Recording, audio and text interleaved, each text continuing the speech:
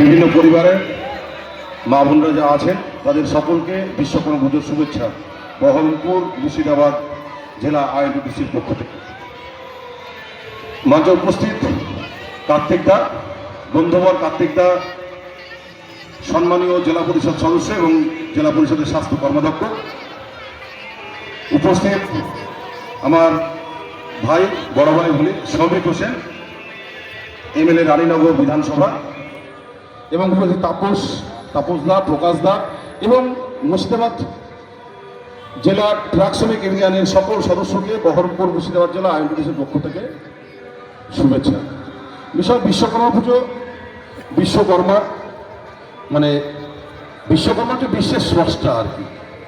বিশ্বকর্মা পুজো মানে বিশ্বকর্মা যাবতীয় এ মহাজগত এবং পৃথিবীর যাবতীয় যে মেশিনারি এবং যাবতীয় তৎকালীন সে দেবদেবীর যে অস্ত্র যেগুলো ব্যবহার হতো আর কি, সেখানে হচ্ছে কৃষ্ণের যে দ্বারকা নগরী সেটা প্রতিষ্ঠা তৈরি করেছিল বিশ্বকর্মা।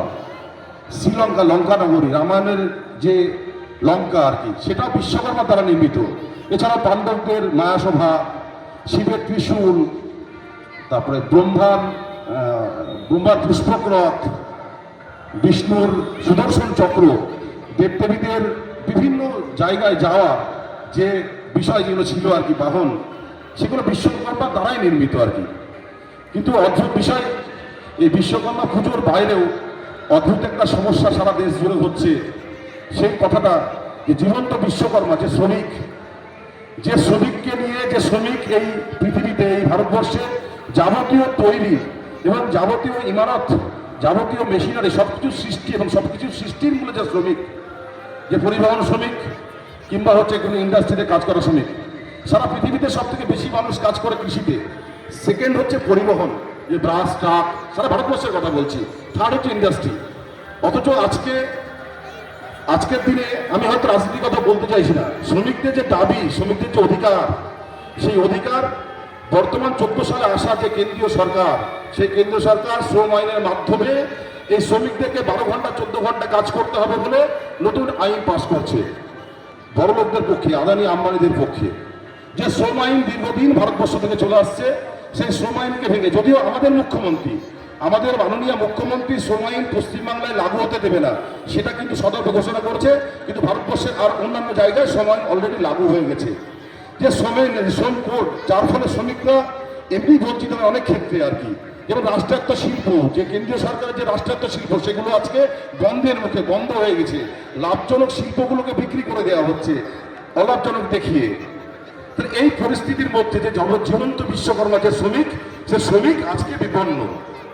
তাই আজকে বিশেষ কিছু আর এই বিষয়টা বলতে চাইছি না, কয়েকটি কথা বলতে চাই শ্রমিকদের উন্নয়ন কল্পে। আমাদের মুখ্যমন্ত্রী মাননীয় মমতা ব্যানার্জি তার যে BMSSY বিনামূল্যে শ্রমিক সুরক্ষা যোজনা, সেই শ্রমিক সুরক্ষা যোজনায় বিষয়টা আজকে প্রত্যেকটা শ্রমিক যারা এখানে আছে, এবং মহিলা শ্রমিকও থাকতে পারে, পুরুষ শ্রমিকও থাকতে পারে, পরিবহন শ্রমিক, নির্মাণ শ্রমিকের মধ্যে কেমন হচ্ছে জলের মিস্ত্রি, জলকলের মিস্ত্রি, লাইটের মিস্ত্রি, টালি মিস্ত্রি, রং মিস্ত্রি, সবটাই মিলে একটা নির্মাণ শ্রমিক। আমাদের সরকার শ্রমিকদের জন্য বিনামূল্যে 55 টাকা করে পার শ্রমিক কিছু দেয়, এবং তার জন্য কোনো টাকা লাগে না, যেটা শ্রম দপ্তরের আন্ডারে আর কি।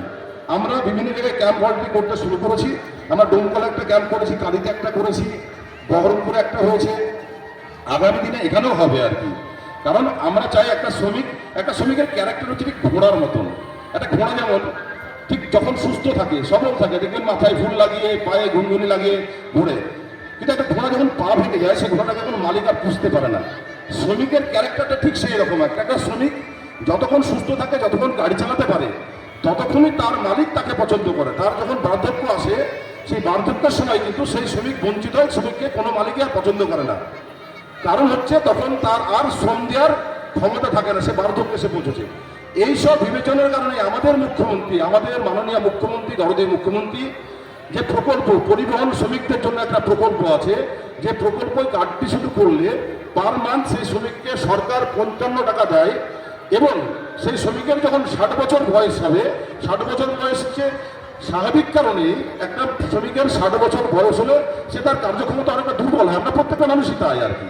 তো সেক্ষেত্রে আমাদের সরকার প্রায় 3 লক্ষ টাকা, 2,70,72,000 টাকা সে পাবে। এবং তাছাড়াও মাসে 1500 টাকা বর্তমান সময়, আগামী 10 বছর পরে এটা বাড়তে পারে, 5 বছর পরে আরও বাড়বে আর কি, এটাই আশা রাখি। কারণ তখন সে শ্রমিক এইটা পেনশন হিসাবে পাবে এবং এককালীন একটা টাকা পাবে। এছাড়াও তার অঙ্গহানি হলে, দুটো অঙ্গহানি হলে, সিরিয়াল হলে, বিভিন্ন রকমভাবে সরকার দ্বারা তারা তাদের স্বার্থ সুরক্ষা থাকবে। যাক, আমি আগামী দিন যে শ্রমিক যারা আমার মাইকের আজ শুনতে পেলেন, যারা শ্রমিক এখানে আছেন, আমি দলমত নির্বিশেষে বলছি, আমাদের মুখ্যমন্ত্রীর যে যোজনা, মুখ্যমন্ত্রীর যে শ্রমিক কল্যাণ যোজনা, সেই যোজনা যাতে সবাই আসতে পারে এবং সবাইকে আসার জন্য আমরা এবং আমাদের যে এমএলএ সাহেব আছে এখানে, শ্রমিক ভাই আমাদের যে পরিবহন স্ট্যান্ডিং কমিটির মেম্বার, আপনার